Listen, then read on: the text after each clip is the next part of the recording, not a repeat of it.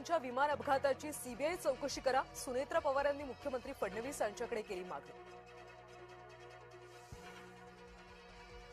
रोहित पवारांची आज पत्रकार परिषद. अजित पवारांच्या विमान अपघातासंदर्भात काय बोलणार याकडे लक्ष. वायबी चव्हाण सेंटरमध्ये होणार रोहित पवारांची पत्रकार परिषद. विमान अपघाताचं सत्य कधी समोर येणार? विमान अपघातातल्या महत्वाच्या यंत्राला आगीमुळे इजा.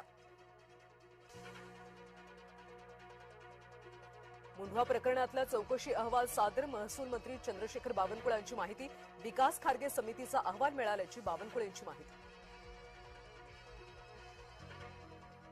मुसलमानांना दिलेलं 5% एसीबीसी आरक्षण रद्द. आरक्षणाचा शासनादेश आणि परिपत्रक रद्द करण्याचा निर्णय. जातीचा दाखला, जात वैधता प्रमाणपत्र रद्द करण्याचे शासनादेश. अल्पसंख्याक शाळांना प्रमाणपत्र वाटप करणं भोवलं. उपसचिव मिलिंद शेणॉय यांची बदली. मुख्यमंत्री फडणवीसांनी दिले होते चौकशीचे आदेश.